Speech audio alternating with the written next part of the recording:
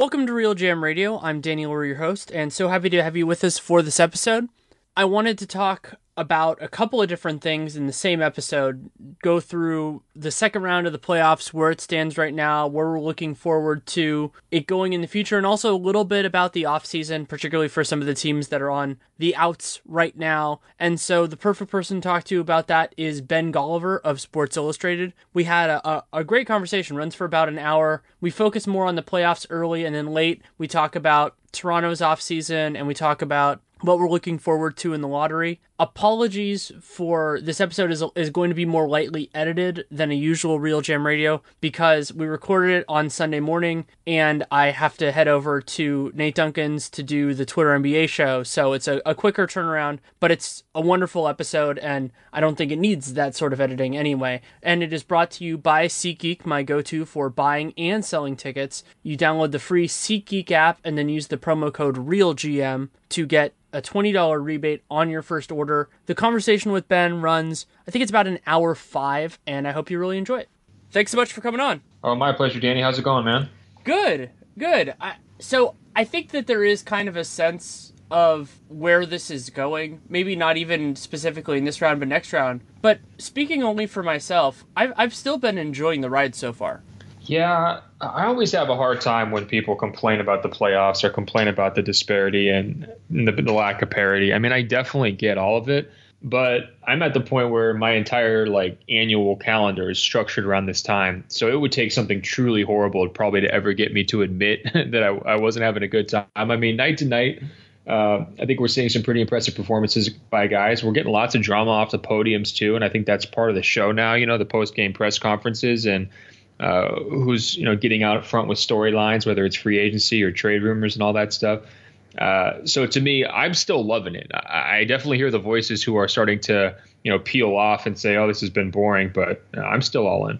Also, I think a good representation that Tom Haberstroh had the stat, which is an amazing stat, that all 12 second-round games so far have been decided by double digits. But some of those games have been way closer than that. It's just they ended up that way. Warriors Jazz yesterday, we're recording this on Sunday morning, was one of those. And also, a couple of the games in the Spurs Rocket series have been that way, particularly 2 and 3, where it ended up being a blowout, but how they got there was really interesting, and it's making me excited for how the rest of the series is going to go. Yeah, and I think unfortunately kind of hanging over some of that's the injury issues too, right? I mean, there's been a fairly long list of notable guys, whether George Hill, Kyle Lowry, I think is probably where you start that list, but you can go on from there. Obviously, probably the most heartbreaking one's Tony Parker. Maybe that one hasn't quite influenced the double-digit score yet, but certainly that's a hit to the San Antonio Spurs. But for example, Game 3 in Utah last night. I mean, they pushed the Warriors pretty good.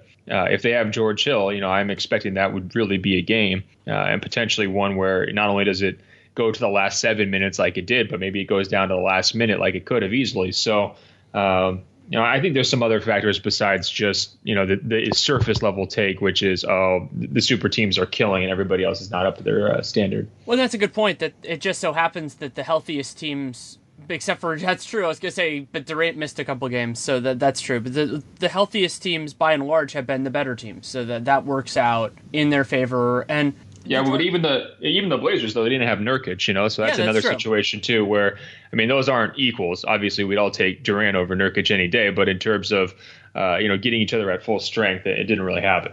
And in terms of survivability of injuries, they're very different because the Warriors just have so much more talent. Exactly. So yeah, I think we can start with Warriors Jazz, and I've been it's so strange to say when a series is 3-0, but I've been very impressed with the Jazz so far. I mean, Gordon Hayward had a rough game 1, and I was kind of sitting there going, the Warriors are just not a good matchup for him. They have so many guys with size, good defenders, and then he's had a strong game 2 and a strong game 3. He was really impressive pretty much throughout the Clippers series. I mean, especially given the fact that he was dealing with food poisoning, and the real buzz in LA here after that series was like, oh, Utah is really going to push the Warriors. They're going to give them a hard time. And I wasn't totally on board with that. And in game 1, when it was basically like tough twos for Hayward and lots of jumpers for Joe Johnson, they were really getting nothing inside at all. And their offense really looked mucked up. I was pretty worried for them. I thought this one might get away from them. And it's tough because you don't ever want to frame it like, hey, at least they kept it close, moral victory. But Hayward's bounce backs in games 2 and 3 in terms of, hitting a lot of tough shots, being more aggressive, opening things up in the middle in game 3 for Gobert as well. I think that's something that, certainly adds to his reputation. I mean, he's in this situation where he's kind of been clawing up for guys like Jimmy Butler and Paul George in this, who's the best, like second tier wings, I guess, if you want to call them that, around the league. And he's making a pretty good case here. I mean, there's no doubt that this is the worst possible matchup, I think, personnel wise for him, whether it's in the West or anywhere else. And he's not going down without a fight. And I think it's done a nice thing. We see this a lot in the playoffs, and I remember this happened with Steph Curry back in 2013, of a guy who in our community is thought of as a good player, gets more shine because they're doing it on a very different stage against different opponents. And I think Hayward has shown that he is deserving of that. Oh, yeah, and I think to me, the one that I highlight, though, is that Game 7. I mean, I think Game 7 against the Clippers, to me, he was the best player on the court. And that's one of those things you always check mark off, right? Like Chris Paul struggles down the stretch of that game. I think they just ran out of gas, but that's a road playoff game, granted, not the most difficult building to play in. But Hayward clearly had a bunch of adversity in that series. The Jazz had tons of injury adversity. To be able to keep them together, rise to the occasion, and then down the stretch kind of deliver that win. I mean, that was, truly impressive and something he had just never done before. So I think that's going to be my takeaway for him. I think entering the postseason, he was one of those guys where, okay, obviously he's not facing pressure like Draymond or LeBron, but Hayward with the free agency decision, with years of struggles behind him in Utah in terms of gradually building up to this, I thought he was one of the guys who faced, more pressure than almost anybody, like right there with guys like Isaiah Thomas. And I think even if they get swept, this is a home run postseason for Gordon Hayward. I think he pretty much answered it. He definitely silenced any question about, is this guy a max player or not? I mean, that stuff was silly already, but I haven't really seen a lot of that. I don't know if you have over these last couple of days. And that's how it should be. I mean, this guy's earned the respect. And I think, hopefully the larger stage is helping other people realize that. No arguments there. And I think Gobert has had a very good series, too. And he's made an impact when he's been able to be on the floor, which he has been for the most part. And when you consider, which I forget periodically, that's how well he's played, that he had not only the hyperextended knee and bone bruise, but then the sprained ankle on top of it, that he has been impressive, especially in transition, which is amazing to say for the Jazz. But I've also been encouraged by Quinn Snyder. He said after Game 2, I think Nate Duncan actually asked him the question about, basically, are you guys are having success running? And he's like, yeah, we're going to do whatever we need to win. I've been pushing for the Jazz to run for 2 years now, and they can actually do it. Yeah, it was a little bit disappointing that one of the main storylines coming out of Game 3 was how KD just picked on Gobert in those pick and rolls. I mean, he really did get him down the stretch. There's no doubt. I mean, Gobert is going to really struggle to go out there and get up in KD's face on a switch. And there was one time where Durant got all the way to the basket, turned the corner. A couple times he hit pull-up jumpers or a three-pointer in front of Gobert, who's kind of playing a little bit softer off of him. And that was kind of one of the big storylines. But overall, I mean, Utah held Golden State to 102. Steph and Clay are struggling. They're not getting a ton inside. And there's a lot of times those drives are just going nowhere. As soon as they see Gobert, they're kind of reversing course. And so to me, I agree. I think he's had a really nice defensive series given some of the injuries around him and given, also their lack of depth. I mean, look how many guys Snyder played last night. He basically played 7 guys. I mean, Favors was hardly out there. And so for Gobert to kind of hold up in really big minutes, like you're saying, with the injuries, with some of these pacing things that you're talking about, I think has been impressive. So I guess my frustration was just that he was almost the scapegoat in some of the talk, and that was not accurate. I mean, he had a great game, and he had a great game scoring too. So, to me, again, if you're looking for moral victories for Utah, this is not a Raptors situation where the sky is on fire and everything's falling apart and your main guys aren't showing up and this is just a disaster and you need to blow it up in the summer. I mean, yes, you're kind of on the verge of being swept by one of the super teams, but there are positives to take away here. Something that's really impressed me has been, considering he's 7'2" and not the fastest guy in the world, Gobert has been beating his man down the floor a fair amount. And I don't think that's what the Jazz want to make their bread and butter in the regular season, just because that's too much strain for him. It's very easy to have JaVale McGee do that. Granted, he has asthma, but to have JaVale McGee do that for 15 minutes a game, then have your star or one of your stars do that for 30 minutes a game. But in the playoffs, in those bursts, I think it's helped their offense a lot, because he's been it's so weird to have a center as the pressure valve on transition, but that's what he's been. Man, and look no further than that dunk that got everybody frustrated in the Bay Area because he was hanging on the rim afterwards. Everybody wanted the technical foul, but I mean, he went off the wrong leg at full speed, catches it smoothly and just hammers down a dunk. I mean, that is impressive for a guy that size. And, there are a few other guys around the league who can do that, but very few of those guys are also like defensive player of the year candidates. And his evolution on offense has definitely been one of the biggest stories for Utah this year. Hayward gets the all-star nod because his offense kind of goes up a notch, but Gobert certainly was central to their overall offensive improvement this year, his consistency and his improvement in pick and rolls. So, I think when we're looking at these teams of like who are antidotes to these spread lineups, or can you build potentially a better looking spread lineup in Utah even. Having Gobert back there is, two-way impact. I mean, that's how you do it. And if Favors were 100%, I think he can be an antidote to some of the spread stuff as well, because he moves his feet very well for a guy his size. So he's not perfect, nobody is, but I think he can do a nice job in those spots. He just isn't that player right now. Yeah, it's been one of the biggest frustrations too, because even when like Blake Griffin was healthy in that first round series where, you didn't necessarily know if you could count on Favors in that matchup and how many minutes is he going to play and how's it going to work. I mean, we never really got some of these questions answered about like how well can Utah zig when everybody else is zagging. And I guess when we look at their salary cap books, we have to wonder, like, are we ever going to get those questions answered? I mean, that's sort of their biggest offseason decision, right? Sort of, yeah. It's that, and then do both of their high-profile free agents, George Hill and Gordon Hayward, want to come back? Because there is a huge peril, and I've written about this before, but I think it's very important to reiterate every summer, and the guy who crystallized this for me is LeBron James. It's like, you learn a lot about what a player wants on their third contract, because the third contract is the first time, for most of these guys, that they have free will. That they can prioritize whatever they want, they can go where they want, because the second contract is usually either an extension or restricted, and it was for both George Hill and Gordon Hayward. So where they go from here is fascinating, and so they both are making these complicated decisions. Hayward's is a little bit simpler because he knows he's getting max offers wherever he wants to go. That has money. But George Hill, it's a little more complicated because do the Jazz want to pay him long term? He's a little bit older than the rest of their core. Do they want to give him that? And also, can they afford to lose him? Because presumably Hayward and Hill are not deciding in a vacuum, and Hill returning makes it more likely to bring Hayward in.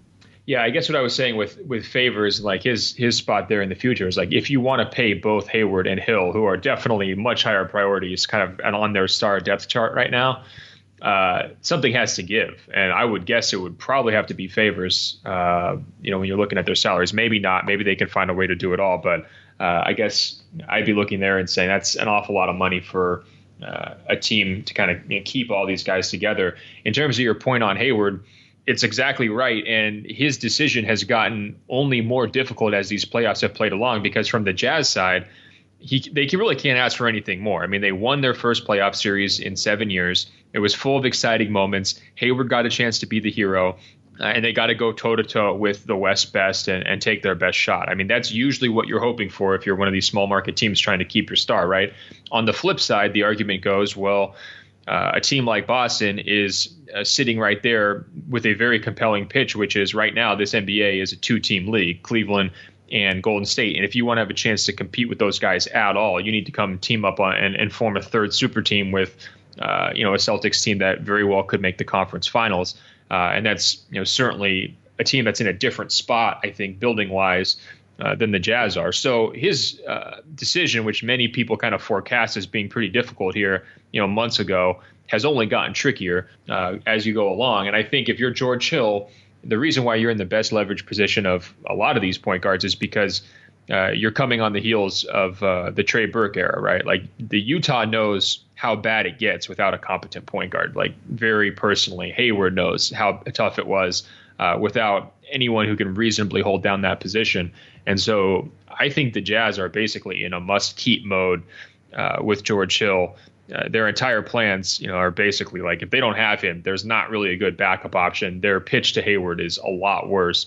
And so I think from that standpoint, Hill and Hayward are going to be probably communicating more than most free agent teammates ever would. And I think it actually is in their best interest to both stay there. I kind of like what that team is building, but I could certainly understand why they would splinter. Hayward's decision is also fascinating because you can make reasonable arguments for both of those locations. I don't think off the top of my head that there's anywhere else that will reasonably have max money that makes a ton of sense for him. But Boston certainly does. I mean, and Boston has the kind of mystery box quality that they have so many assets, they could become something very different. And it's entirely possible that Danny Ainge's pitch to Hayward could include, hey, we have the assets to trade for X player. And also at that point, they will have made the pick with the whatever the Nets pick ends up being. We'll find that out in a week and a half. But they will have made the choice for that Fultz, Ball, whatever the heck it's going to be. And they could say, hey, we also have a deal in place to trade that for, let's say, Jimmy Butler. I mean, think about that. Think about if you walk into that meeting and you go, okay, me on the Jazz, me on the Celtics, those teams are probably close. And the Jazz are way younger, and you could argue they're better. But if they say, oh yeah, well, we're getting another all-star, that totally changes the way you think about it. For sure. I mean, if their lineup next year is Isaiah, Gordon Hayward, let's say Paul George, Horford, and then, throw in whoever's left, that is an awesome team. That's a team that has a chance to really push Cleveland in a way that nobody has this season. I mean, I think we can agree that lineup would be better than Toronto, Washington, or Boston this season, right? Like by a pretty clear margin. And again, that's why this playoff run for Hayward is so fascinating, because Utah really couldn't have asked for more from their run. And yet if you're Boston, like that pitch is only the more that the super teams win, Boston's pitch only gets more enticing, because it's not like Hayward's going to be able to go to Golden State or Cleveland, right? So if he's really, truly committed to trying to win a title, if that is his major motivation, and while he's still maintaining as max money as he can get, that's going to be the spot. And they have the flexibility to put together packages that could increase his title odds in a much better way than Utah could. That's a great point. Let's move on to the other Western Conference series, the Spurs and the Rockets. I've really enjoyed this because I think such a big storyline in this has been the adjustments that the coaches have made, and that's part of why I love best of 7 series, is that you have the time to do this. And so in game 1, for a lot of different reasons, beyond them being really good, Houston blitzed the Spurs, got a ton of turnovers, shot 53s, and then after that, the Spurs started playing more like the Spurs. Yeah, I picked the Spurs coming into this series. I think I heard your podcast with Kevin Pelton where you guys did as well, right? No, I went Spurs in 7. I think he went Rockets in 6. I'm not sure. No. I'm pretty sure. I'm pretty sure. Yeah, I'm pretty sure he went Spurs because I texted him about it afterwards. But because I was reading all these Rockets predictions and I was surprised that so many people were picking the Rockets. And I'll be honest, like game 1 really spooked me. I was like, oh God, well, that's the formula for Houston winning this series, making San Antonio look slow and old and back on their heels, and Aldridge disappears and he doesn't take advantage of his very obvious positional matchup advantage, and everything falls apart. But games 2 and 3 were more what I expected the series to look like. I don't know if that's where the series is going to settle, but I did think in game 3, I mean, the big-to-big passing was beautiful, and you're talking about adjustments. I mean, one way to overcome the loss of a really talented experienced playmaker and drive and kick guy and just deep paint penetrator and Tony Parker is to turn over some of those duties to your other best passers. And lo and behold, Pau Gasol, a guy who a lot of us had written off as 4 or 5 years ago as being a valuable guy, comes through huge, I thought, in terms of his ability to create offensive opportunities for LaMarcus Aldridge, really take advantage of some of the size mismatches that Houston is kind of courting when they play their preferred lineups, and really punishing them for it. And I just love that. I mean, that's typical Spurs coaching staff, figuring out where their benefits are and going right at it. I think, if you're the Rockets, you're starting to get nervous because a lot of these supporting guys who were quiet in game 3 have track records of being quiet throughout their postseason. They either have very limited postseason careers or just limited success in their postseason careers. And if they just fade, if this turns into the Harden show, I think we can agree that like the James Harden one-man show is not going to overcome the Spurs. Not when they can put Kawhi on them. Not when they can kind of gear their defense to taking away as much as possible the easy stuff that he's able to generate for himself.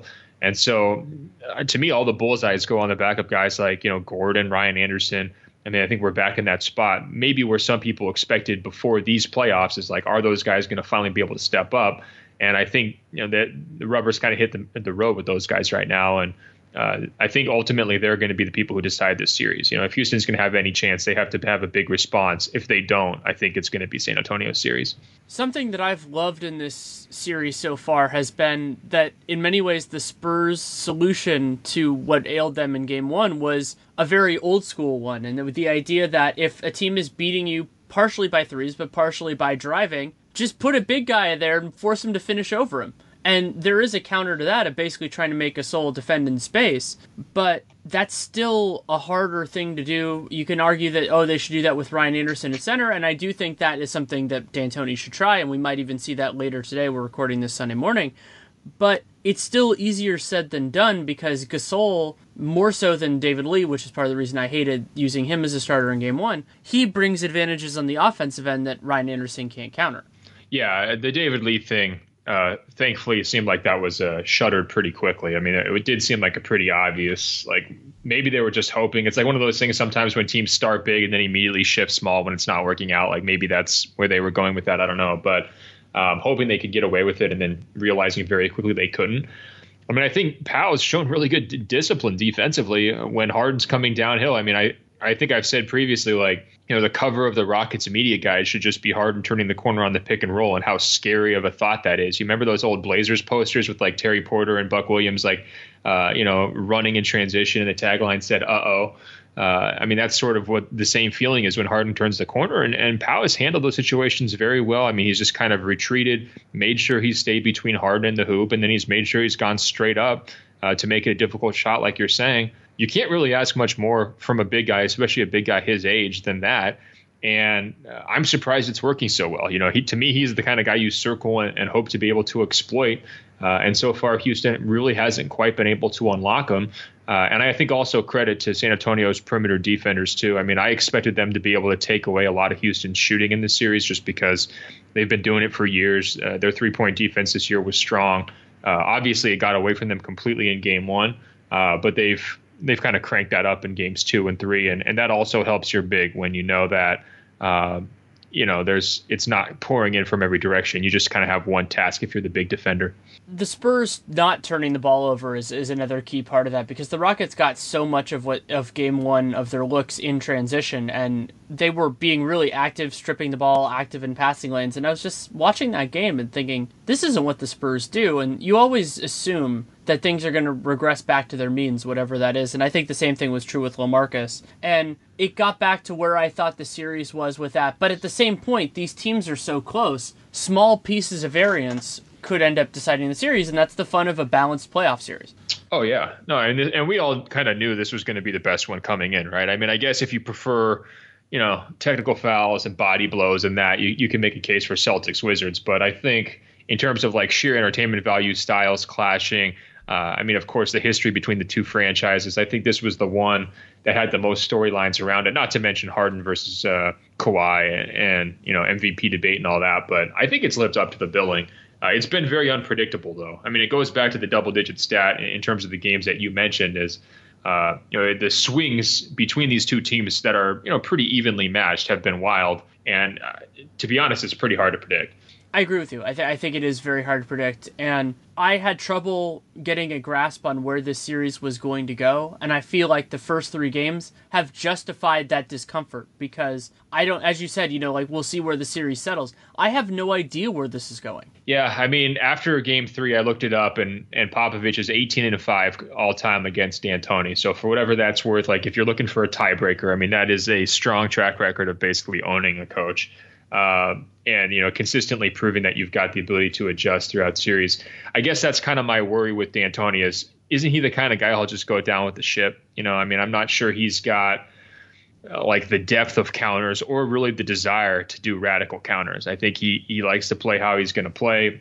He didn't seem very upset with how Game 3 went. Like I didn't get the vibe from his Game 3 post-game press conference that there was going to be radical changes in order. Maybe he's a really good bluffer But to me, he seems like the kind of guy who's going to keep running a car into a wall, even if it crashes, so we'll see. Again, that's part of the unpredictability. And maybe he's got some tricks up his sleeve, but I don't know. I guess I'm a little skeptical just because of his track record and because of his commitment to his philosophy. It's like, if the guys just don't hit 3-pointers, it seems like he's willing to just take it and go home.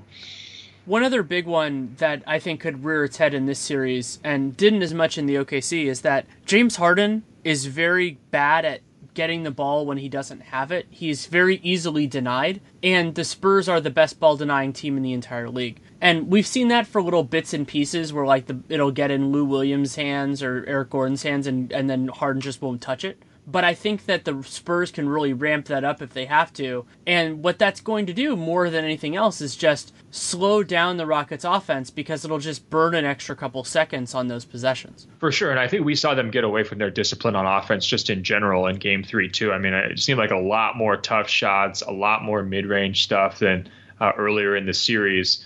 And that's tough. I mean, again, if you're D'Antoni, like, how do you reset this? You mentioned Ryan Anderson at the 5. I mean, what other lineup adjustments could you even see kind of working for them? I mean, he's stuck so tightly to the same rotation. He leans so heavily on his main guys. I've kind of been struggling, like, what is his counterpunch? Who does he turn to?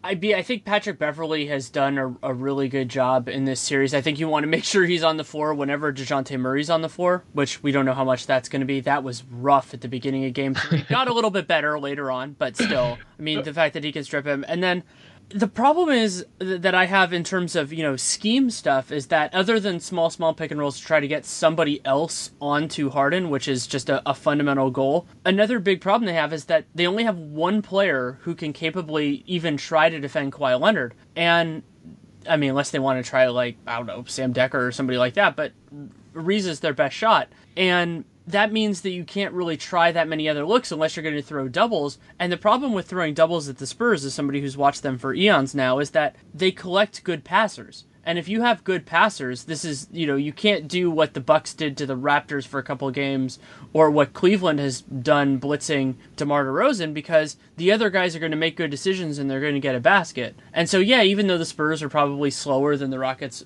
overall, they can take advantage of that. And it's also way harder, and people who said this sometimes, it's way harder to pressure and double a bigger guy because they can just see over it. Yeah, I mean, that's the story of LeBron, right? Yeah. I mean, I think, to me, Harden is not their biggest problem. I'll just go back to those supporting shooters. I mean, Game 3, it was Houston's season low in scoring. I mean, I think that we should probably treat that as an anomaly. I mean, Lou Williams, I'm looking at the box right now, he's 0 for 4 from the field. Anderson's 0 for 4.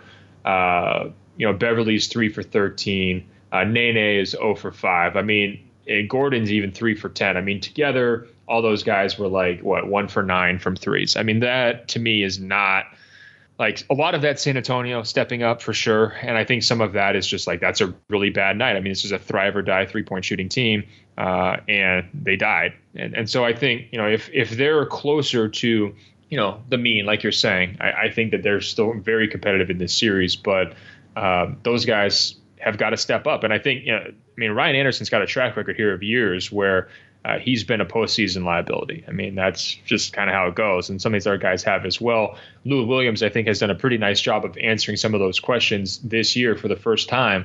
But you have to keep doing it. And that's kind of where I'm at with the Rockets. And again, it goes back to D'Antoni. How willing is he to experiment, to try different things? So far, he's very tight rotations, huge minutes for the main guys. We'll see.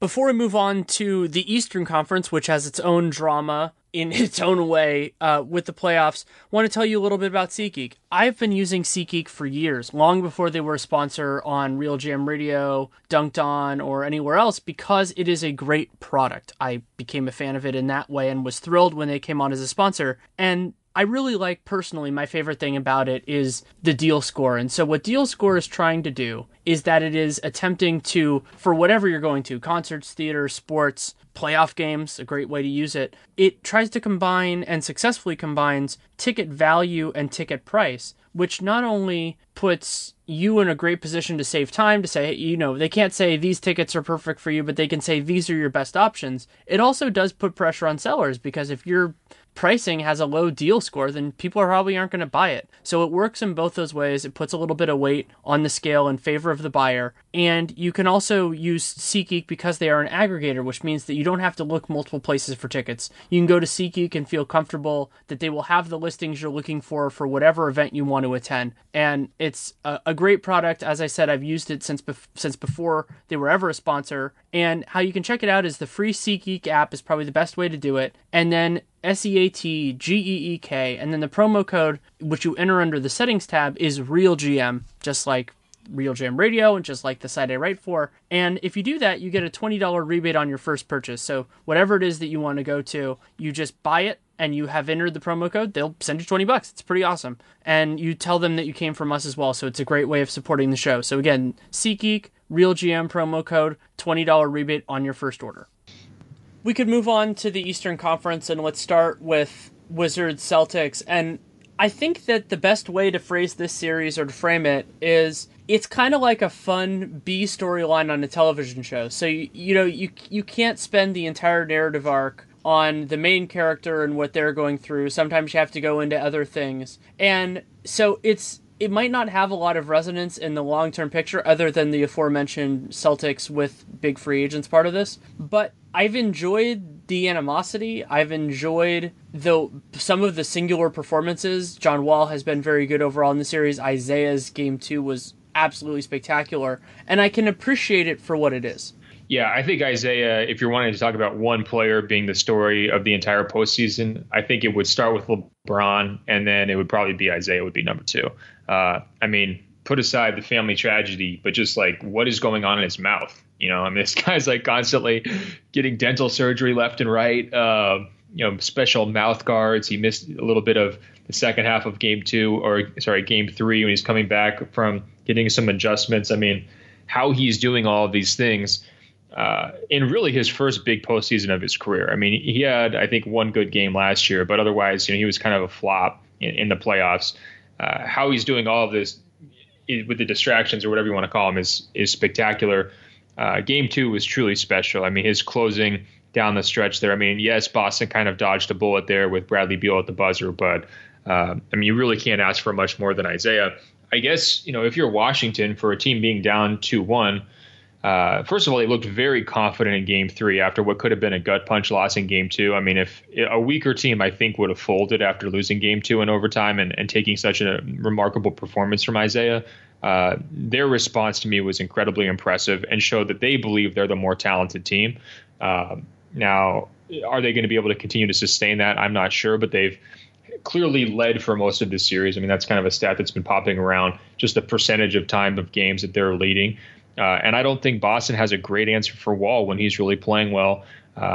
So I think the series is still wide open. I was ready to when Markieff went down, I was ready to say, okay, that's the crippling blow. But somehow he's played through the injury too. So like you're saying, there's a lot of kind of interesting storylines here, whether it's the Kelly on Kelly violence or just like the ability of Markieff Morris to somehow be on the court after a really ugly ankle sprain. And be a contributor too. I mean, I think he's giving them good minutes in these last couple games. To me, that's that shouldn't be overlooked, and that's a big reason why the series isn't over right now. I picked the Wizards to win in 6, and I feel naturally a lot worse about that now than I did before for a couple different reasons. But the logic behind it was I felt that the Wizards were better starting 5 versus starting 5 than the Celtics, and I believe that is held true. And 100%. And I picked Washington for similar reasons. As soon as Markieff went down, I threw my prediction in the trash can because we all know, Washington's so reliant upon that group that it looks a lot different when one of those guys aren't out there. But they've held themselves together. I was really impressed by Game 3, not just the response, but just how forceful it was. I mean, Boston really had no answers. They were able to finally control Isaiah, at least keep him in check, limit his effectiveness. And some of those supporting cast guys for the Celtics are really hit or miss. It's very similar to like the Rockets supporting guys. I mean, Boston looked so vulnerable in those first 2 games against Chicago when their supporting guys weren't hitting shots. And if you're going to trap Isaiah or you're going to force him to pass the ball, those other guys have to step up. Otherwise, the whole thing falls apart. That happened early in the Chicago series, and I thought it happened in Game 3 as well. If I'm Washington, I'm still feeling confident. We're obviously taping this right before Game 4, so that could go out the window if they're down 3-1. But I think that they have a lot to take from that Game 3 win. I also think that Washington should walk away from this season, not feeling perfect, not feeling great, but considering they dealt with, Jan Mahinmi being hurt so much, and he's really helped their second unit when he's been able to play, just because he's a reliable defensive player, and center is the most important defensive position. And the fact that they're probably going to keep this team together for another 3-4 years. It's not perfect, I'm not sure they're going to win a title with this group, but they can be consistently competitive, and I would consider that a win for Washington, considering that's not where they've been recently. Well, I think the big win is that they nailed 3 picks in a row, basically, with Wall, Beal, and Porter. They're going to have to pay for all of them, but when you're looking at some of these teams that have just come out of lotteries empty-handed year after year after year, or some of these teams that we're always talking about, how are they ever going to get somebody to trade for to kind of save them? The teams I'm talking about, Lakers, Suns, Magic, on and on and on. That is a nice run in the lottery to get 3, plus starters, at the important positions, the 1, 2, and 3 guys who are giving you pretty quality postseason minutes here and are going to be able to grow together. You're going to take that. And I think both Beal and Porter, to me, their growth this season are big stories. Beal's ability to stay healthy and play lots of minutes this season for sure is a big story. At least compared to like previous seasons when he was always a question mark. I think Washington, their long-term planning, it's still a lot up in the air. They had such great health from their starters this year. And, if you take any one of those guys out, especially given that Jan Mahinmi, like you mentioned, was so unreliable for most of the season. Now, let's say Gortat missed 6 weeks or something like that. What does their season look like? What's their playoff seeding look like? Something as small as that could have changed a lot for them. And I worry a little bit about regression for that reason. Heading into next year, just some fluky thing can throw the whole thing off. Sort of like a rich man's version of what happened to Detroit this year. Remember last year they had perfect health. Everything works great. They make the playoffs this year. A few things go wrong here and there. They're totally off the radar. But all things considered, when you've got those 1, 2, and 3 spots locked down for the foreseeable future, that's a lot better position to be in, especially when those guys are young or at least in their prime, than a whole bunch of other wannabe contenders. And the reason why this is a B storyline is because I don't see either of these teams taking more than 1 or 2 games from Cleveland. Neither do I. And that was kind of my pick the whole way through. When everybody was harping on Cleveland's defense, my counter to that always was, look at their offense. Look at the firepower they've accumulated here.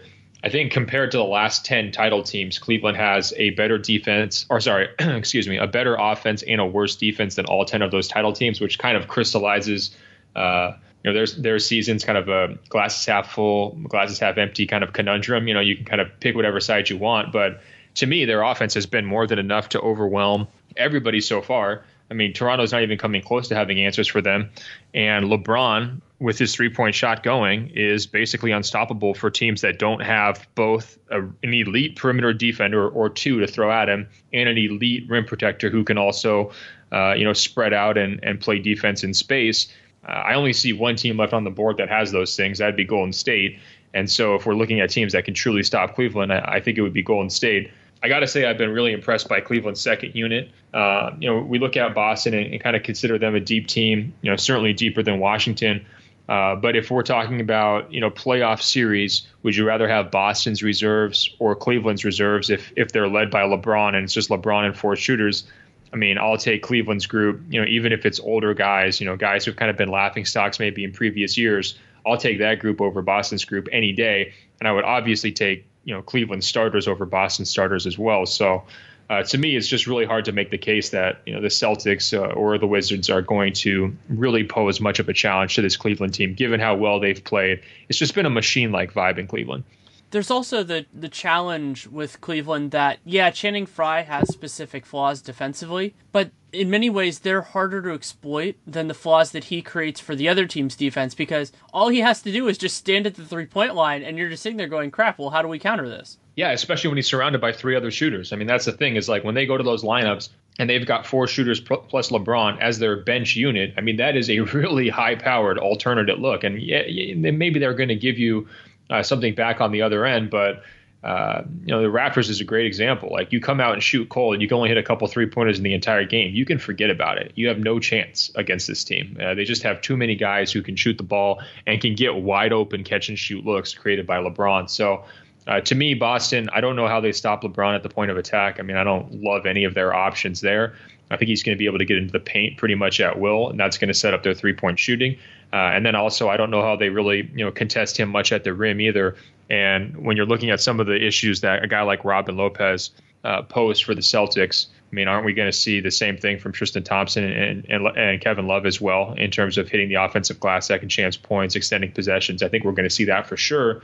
And then if they face the Wizards, again, I mean, those minutes when either Wall or Beal are off the court are going to get so ugly for Washington against Cleveland's second unit group that I would really worry for them. And the nice part about these sweeps, or the assumed sweep, at least here in the second round for Cleveland, is that's a lot of time off to rest. Like, we always harp on these coaches. You're playing LeBron too many minutes. Well, during the playoffs, if you're playing him 45, 46 minutes, but you only have to play him 4 times and he gets to rest for a week, like, that's not nearly as bad. You'd rather do that than play him 42 minutes over a 6-game series. I mean, the accumulation's a lot less. So from that standpoint, I think Cleveland, this is basically playing out perfectly for Cleveland. I don't think that they're going to go into that Eastern Conference Finals with any sense of fear at all. And they shouldn't. I mean, especially if it's Boston. They've largely outplayed them over the last couple of years, and I just think that Boston doesn't have enough counters. I mean, what are they going to do? They have basically like Jay Crowder and Marcus Smart to put on LeBron, and both those guys can do a little bit, but Cleveland is just such a critical mass of talent that it's hard for them to do it. And question I wanted to ask you, as somebody who watches the whole league, is any team Cleveland is going to face before the finals, should they get there, better than the Jazz team the Warriors are facing right now? Yeah, it's so tricky. I was going back and forth on that as well, because like the Raptors without Lowry are a shell of themselves, right? And like you can make a really strong argument that like the Jazz without Hill are a shell of themselves too. Like, there's just not nearly the same group with the same ceiling. And so it's really tricky. Like, I was comparing, like, who would you rather play, the Blazers without Nurkic or the Pacers? Like, I think you can make an argument that you'd probably rather play the Blazers. And then I was thinking, well, who would you rather play, the Raptors without Lowry or the Jazz without Hill? And I mean, that one's pretty close too. So I think there's arguments both ways in terms of which one of these super teams has been challenged more. I don't think there's necessarily a huge gap there. I think that ultimately, Utah is probably, tougher than that Raptors team, just given their defensive ceiling and commitment, their talent level, their wings. I mean, they've got a lot going on there, and certainly they've looked more competitive than Toronto has. But I'm not sure it's the widest margin, especially if Lowry was healthy. I don't know if I'd say that. It's definitely not a wide margin. I would go with the Jazz for another basic reason, which is that they have fewer hiding places. So basically, Toronto, part of what Cleveland has done defensively, and it's worked, is that they've let Toronto's bad shooters shoot, and their bad shooters have missed. Utah struggled to hit some of their guys struggled to hit open shots. Not Gordon Hayward, he was fabulous in Game 3. But the way Toronto just missed everything in Game 3 of that series is kind of a reminder that Cleveland is getting a little bit of extra monopoly money to play with in this series, and they're taking advantage of it, and full credit to them. I mean, something they also did in the Pacers series. They realized there were like 3 guys on Indiana that they didn't have to defend and that would make bad decisions or would miss open shots, and they were able to do it. And the Jazz have fewer of those, and also whoever they're going to play in the next round, the Celtics or the Wizards do, but the Cavs are just still way better than everybody, that I don't think that's enough to make up the margin. Yeah, I mean, the whole conference imbalance talk, didn't really get going that much this season. But if you look at like the top 3 in the West, record-wise, all better than Cleveland. I think Cleveland's the only team that would have had home court in the West if everybody played the same schedule this year of those East teams. And then, you can even look at somebody like DeMar DeRozan, who, he's sort of the lead guy for Toronto at this point. I mean, how many of the West's best teams would he even start for? I mean, he definitely would not start for Golden State. I don't think he would start for San Antonio, given how they like to play and his lack of defense, his lack of shooting. Would he start in Utah potentially? I mean, you just I just still think like, team to team, position to position, the West talent level is still so much deeper, and then always winds up coming out here in the playoffs. And I think we're seeing that again. I never really fully bought into any of these second-tier teams in the Eastern Conference. All of them, I think, are fun watches. I consider Toronto even kind of in the middle of this humiliation for them. I mean, they're still pretty fun to watch. I love that they went for it at the trade deadline. Boston's been kind of a fairy tale story with Isaiah. Washington, salvaging their season, turning it around, and making such a strong push in the first year under a new coach. Like, that's a great story too. Like, ultimately, where do those stories end? I mean, I didn't see a ceiling for any of those teams, and to me, that's kind of how it's playing out right now. Yeah, I agree with that, and that ties in with something I wanted to talk with you about. You brought up the idea of that Toronto went for it at the trade deadline, and obviously, when we're recording this, their season isn't over. There's a very real possibility that it will be over before a lot of people listen to this podcast. And because particularly of the moves they made at the trade deadline, and also how it looks like this season is going to end, whether it's on Sunday or later on in the week, is they have an incredibly complicated, perilous offseason. They really do. But here's a point I'd like to make on it. There was a lot of benefits of what Masai Ujiri did at the trade deadline. I mean, the first was obvious. He plugged huge holes, right? Like, they needed a wing defender. They needed a power forward. He went out and got those. They also needed a power forward who could swing up to center, and that's kind of who Ibaka was. That was the first benefit. The second benefit was they didn't really give up anything that truly mattered to them in terms of assets. Those pieces came pretty cheap. Another benefit was that it was taking place sort of with their main guys, in their prime winning time. And guys like Lowry and DeRozan, the clock was already ticking on that combination. They needed some help. And so the help arrived at a good time. But I think the underrated benefit of Ujiri's move at the trade deadline is it now gives him cover to do whatever the heck he wants to do this summer, because he can go back to guys like Lowry and DeRozan who were kind of grumbling and asking for help during the middle of the season and say, look, I had a better trade deadline than anybody in the league. What do you want me to do? I gave you guys the help. Lowry, you couldn't stay healthy. DeMar, you couldn't score consistently enough and lead the offense well enough during the playoffs. Now I've got to go a different direction. And not only can he go to those guys, and I don't think he would clearly be this confrontational with his players, but I mean, that can be an argument that he would make. But he can also go to the fan base and say the same thing as like, look, guys, I went out there. I made the best moves I possibly could for this team. It's hit its ceiling, and we have to retool if we're going to try to sustain this, given how expensive guys like Ibaka, Lowry, and even Tucker could become, and given the question mark that's sort of hanging over, a player like Valanciunas. Do you trade him? Do you not trade him? And how do you go forward? So I think the nice part here is we have a very talented executive in Ujiri who now is completely empowered to do whatever he wants to do, and there's not really much of a counter argument. Like, if he blows it up, who can reasonably say, oh, you gave up on a contender? That argument is no longer there. So I think that is one of the quiet benefits of his busy trade deadline season. I like that concept of it. And also, I'm sure that he did those moves with ownership's full understanding of what it could mean if it worked out, which means that he might have the financial flexibility to, at least for a short time, maybe a season or two, go forward with this lineup if they really do want to try it. And I'm not saying they would be the best team in the East or anything like that, but I would be totally fine seeing this Raptors team again for another season or two. I mean, it's better than some of the alternatives. Yeah, I mean, it's a contrast with the Clippers because, like, everybody's kind of making that comparison, teams that maybe can't get over the hump or teams that are about to get really, really expensive. And I think the advantage that Toronto has is that they're supporting cast pieces.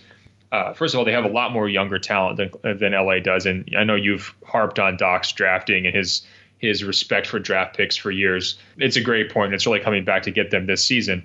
But like, let's just say you're Lowry. I mean, if the question would become, do you even want to go back to Toronto? Well, obviously they can offer you the most money, but like, is this a team that has upside? And you can make a reasonable case that if they keep together most of the core, they're still one of the deeper, more talented rosters in the East. They've got a pretty proven formula of being able to win around 50 games. I mean, there are a lot worse situations than that. Whereas if you're Blake Griffin in LA, you're potentially looking, okay, you re-sign with the Clippers. Well, what if JJ Redick goes somewhere else? What if Mbah Moute gets too expensive? Now all of a sudden you're playing in a starting lineup that's going to have Austin Rivers and Wesley Johnson. I mean, that's a tougher sell, especially when you don't know who the bench guys are, and you're going to have to completely turn over that unit with guys who are on veteran minimum contracts. I mean, that's a much different outlook. So I think, long story short, the pressure on Toronto to completely blow it up is less than this Clippers comparison that's been thrown out there. At the same time, though, financially, I mean, is this really something that you think that they should undertake. And if the decision is, look, let's pay Lowry because he's got a couple more years at an all-NBA level, which I think he does, or close to it, all-star level. Let's pay Ibaka because he's indispensable to the front line in terms of what you're going to need to play with the best teams in the Eastern Conference stylistically.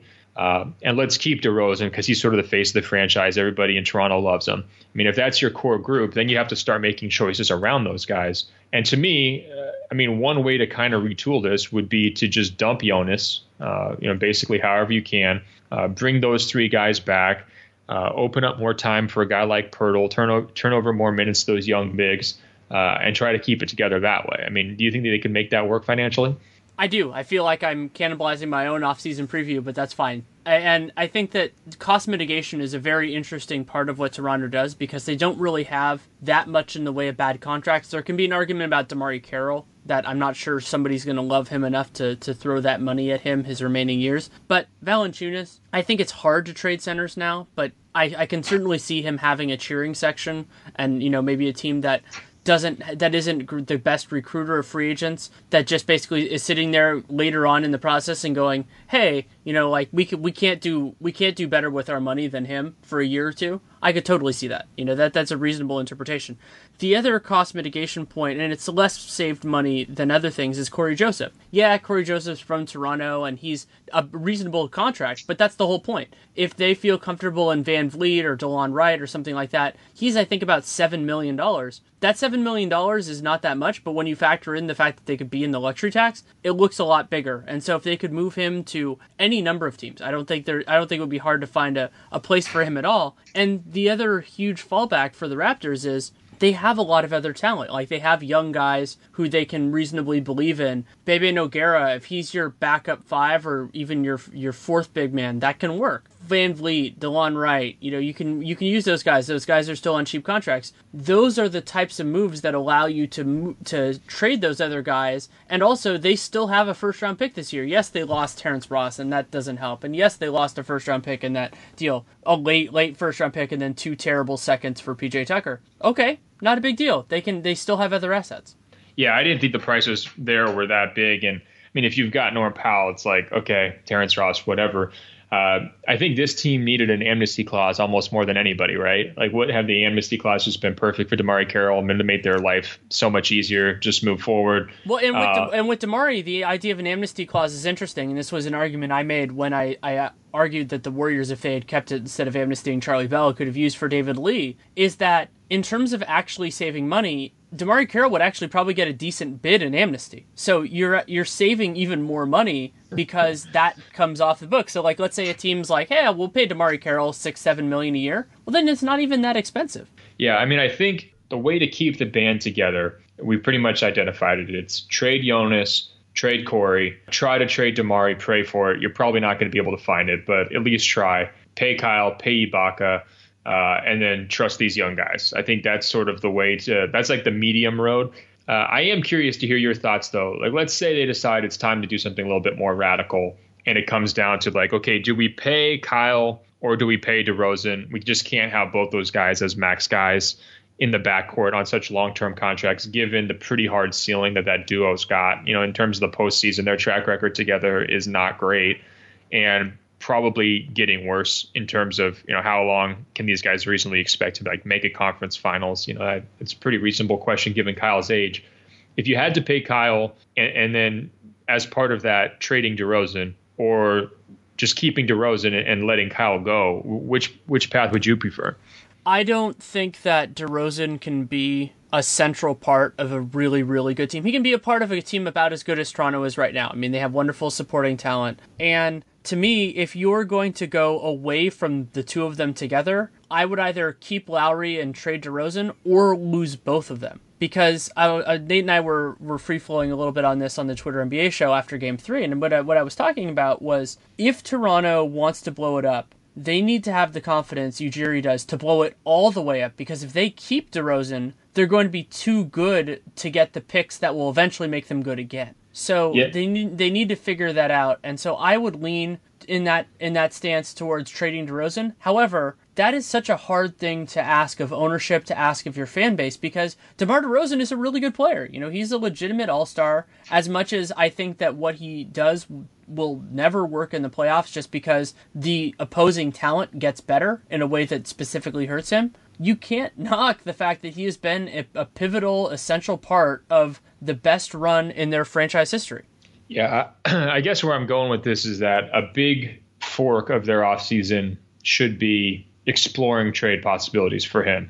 Because if a team like the Lakers, who we've kind of, have questioned their front office, like if they decide DeRozan's the star that they need to make a splash, like he's the best guy they can get. They can't get George, they can't get Jimmy Butler. Well, what about taking on DeMar DeRozan? If you can get like a real quality return package from, a new front office that maybe doesn't know what it's doing, it doesn't quite understand, the limitations of DeRozan's games in the playoffs, and frankly doesn't even care about that because they just want to have a shot at making the playoffs. That is something that I would certainly look at if I was Toronto, because then let's say you're getting multiple, you're getting a quality young player, multiple draft picks, something like that. And you've got the rest of the ability now to keep Lowry, maybe keep Tucker and keep Ibaka. That could be great. I mean, that could turn into a situation where you're winning now and also setting yourself up really nicely for the future. So if I was Toronto, I definitely would think about something along those lines. But yes, the emotional pull in terms of keeping DeRozan is very high.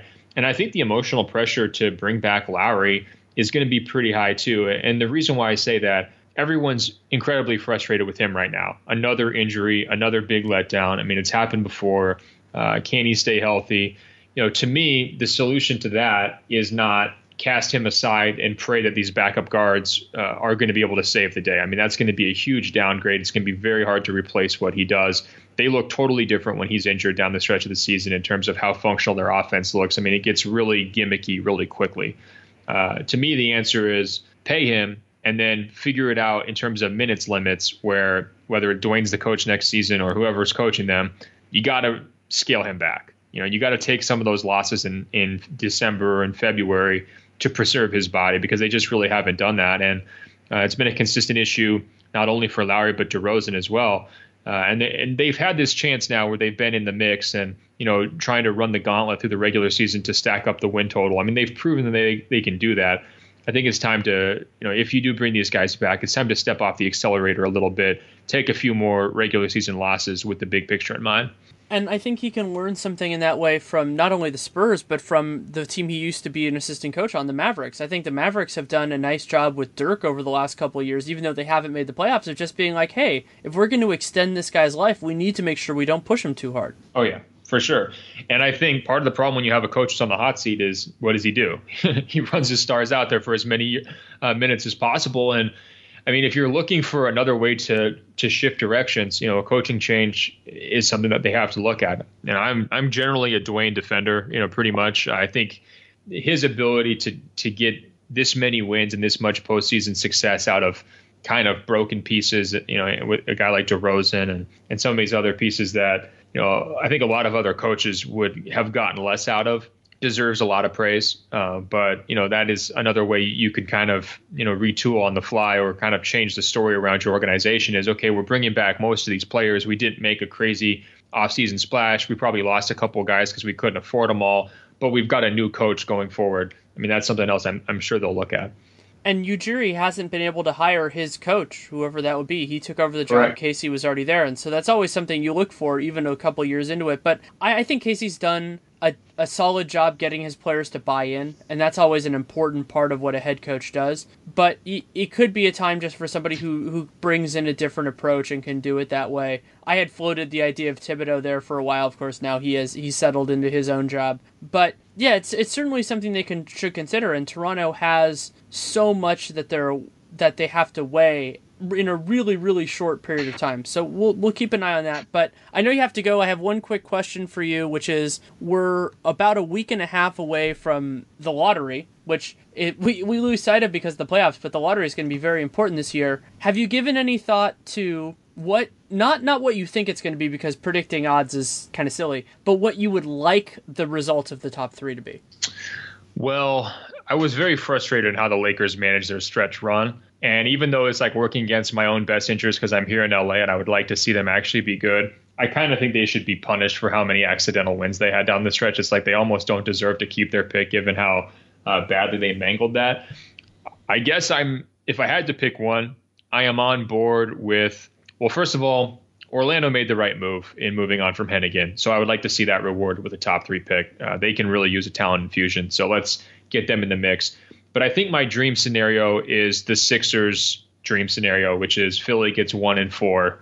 And now we're talking about a new contender has risen. I think that's sort of what I'm rooting for, with Orlando getting maybe, number 2 or number 3 in there as well.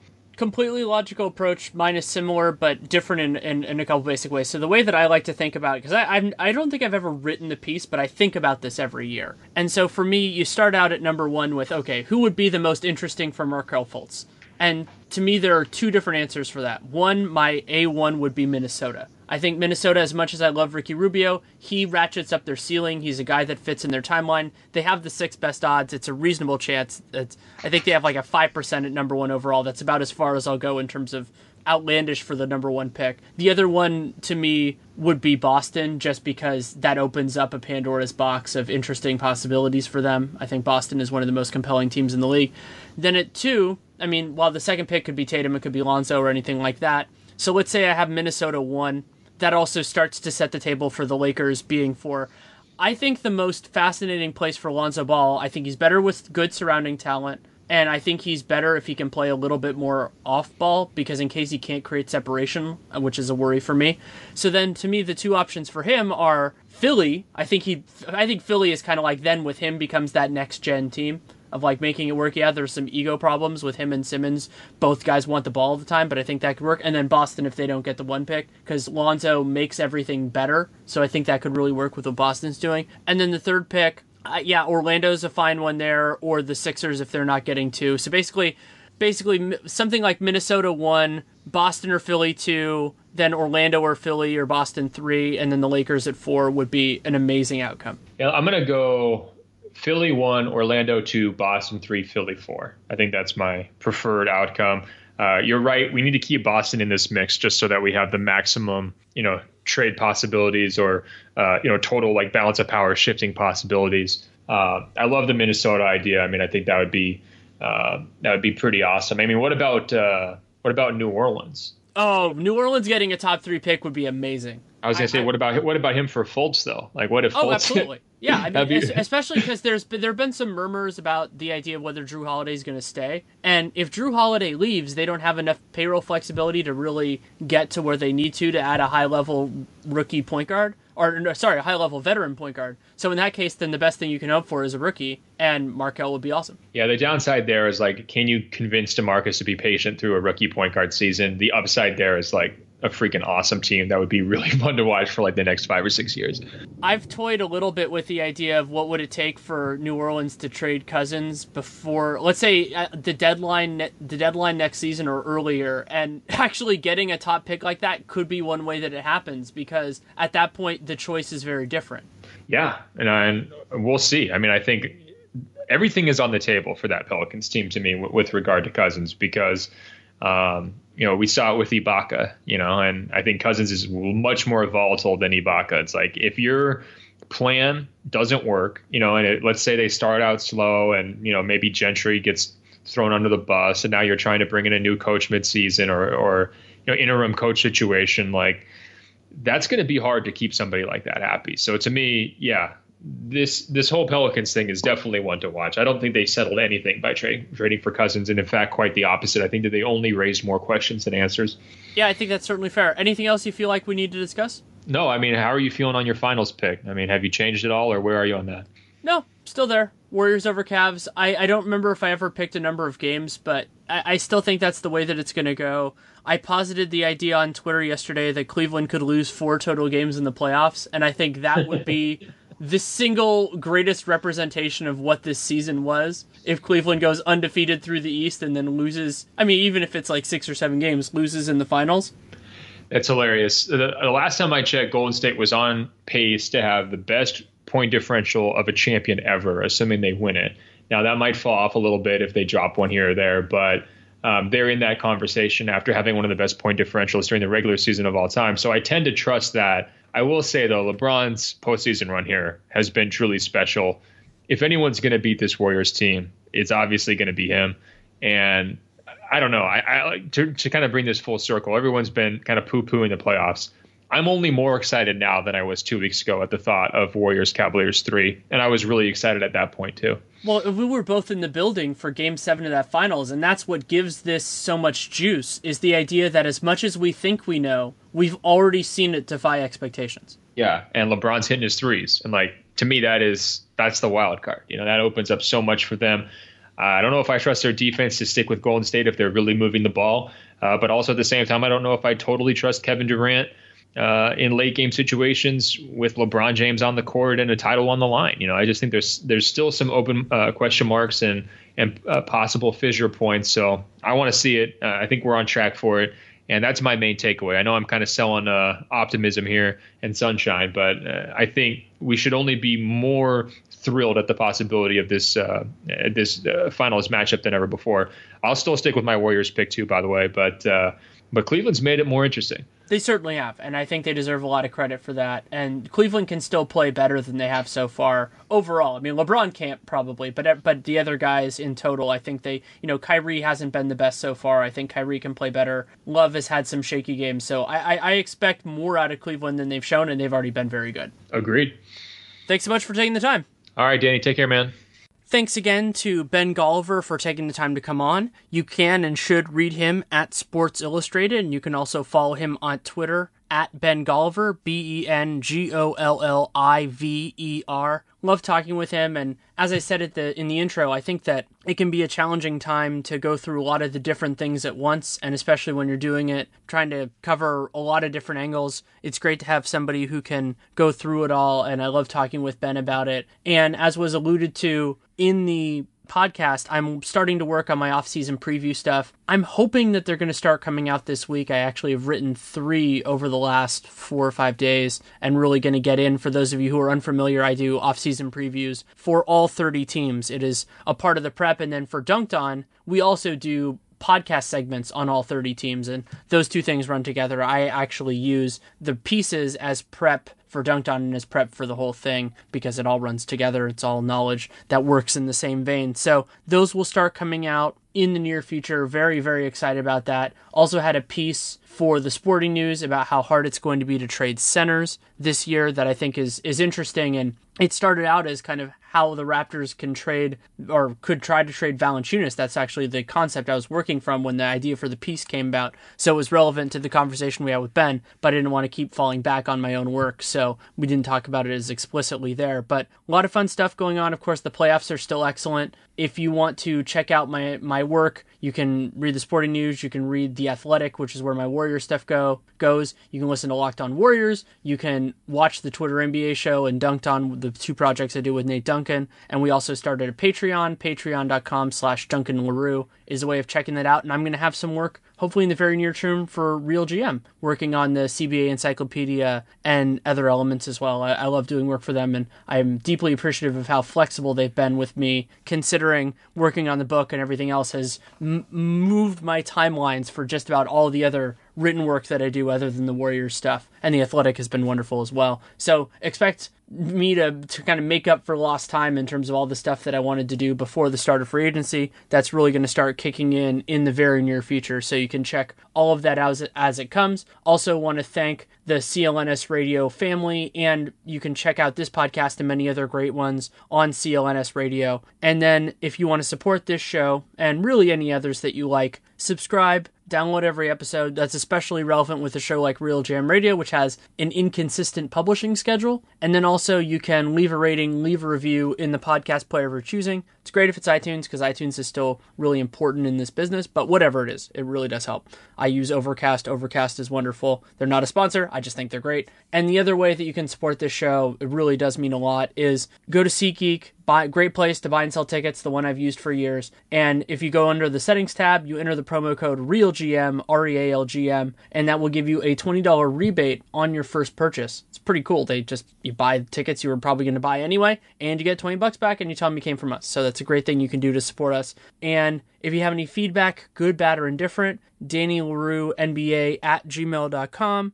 at Danny Leroux on Twitter. If you take the time to write it, I will take the time to read it. I do not promise I will respond. I don't have the time. I'm very, very busy. But appreciate everything, and I get wonderful feedback all the time, and I really do appreciate it. And when it's, when it's negative, if it's constructive, I'm good with that. I say good, bad, or indifferent for a very specific reason. It's because I welcome all of it. So if it's constructive, all the better, though. So thank you so much for taking the time to listen. Take care, and make it a great day.